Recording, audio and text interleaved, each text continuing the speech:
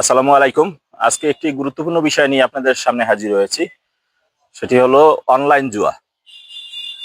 Mobile app কিংবা online app ব্যবহার করে জুয়া খেলার একটা পদ্ধতি হচ্ছে অনলাইন জুয়া।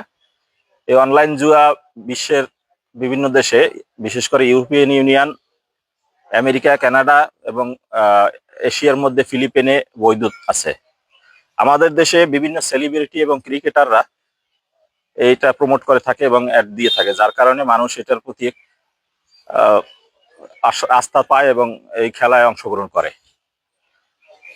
মোবাইলের বিভিন্ন ব্যাংকিং কার্ড এবং যে বিকাশ, রকেট এগুলো ব্যবহার করে এই টাকা পরিশোধ করা হয়ে থাকে সাধারণত।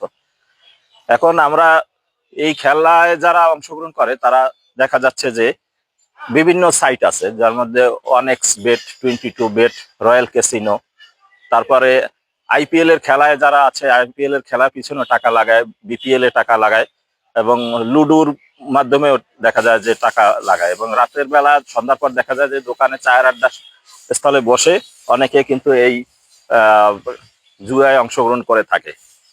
এখন এই জুয়ায় যারা টাকা ইনভেস্ট করে তাকে দেখা যায় যে এই বিপুল পরিমাণে অর্থ আমাদের দেশ থেকে বিদেশে পাচার হয়ে যাচ্ছে, এবং যে খেলায় অংশগ্রহণ করে সে নিজে সর্বশান্ত হয়ে যায় এবং তার পরিবারও কিন্তু এর সাফারার হয়। এমনও দেখা যাচ্ছে যে আমি নিজে দেখেছি যে বেতন পেয়ে মাত্র 2-3 দিনের মধ্যে বেতনের টাকা শেষ হয়ে যায় এবং এক সময় তারা সারা মাস ধার করে চলে এবং লোন করে এই জুয়া খেলে, এবং এই লোনের টাকা পরিশোধের জন্য এক সময় দেখা যায় 30-40 লাখ টাকাও লোন হয়ে গেছে। এরকমের এইভাবে তারা সর্বশান্ত হয়ে যায়। এখন এটা থেকে আমরা কিভাবে পরিত্রাণ পেতে পারি?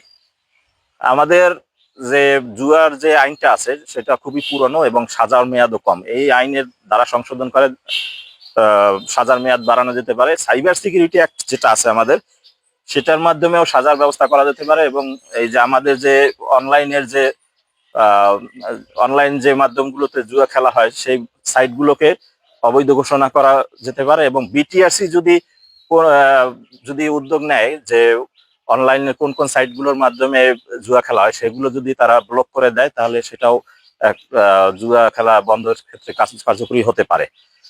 আর একটা বিষয়, আমাদের অভিভাবকদের সচেতন থাকতে হবে। আপনার ছেলে মেয়ে সন্ধ্যার পর কোথায় যায়, মোবাইল নিয়ে কি করে এবং মোবাইল কি ব্যবহার করতেছে, ওই গেম খেলার পিছনেও কিন্তু টাকা দেওয়া যায়। যে পাবজি এই ধরনের কিছু গেম আছে, ওই গেমেও কিন্তু টাকায় জুয়া খেলার মতনই অনেকটা। এগুলো আপনার ছেলে মেয়ে খেলে কিনা এবং বাইরে আড্ডায় কাদের সাথে মেলামেশা করে সেটি কিন্তু আপনারা অবশ্যই নজরে রাখবেন। আসলে এই জুয়া খেলায় যে জড়িয়ে পড়ে সে তো আক্রান্ত হয়, পরিবারও ধ্বংস হয়ে যায়। আমরা এই ব্যাপারে সতর্ক থাকি, জুয়া খেলা থেকে আমরা সবাই সবাই বেঁচে থাকি, এটাই আশা করি। ধন্যবাদ।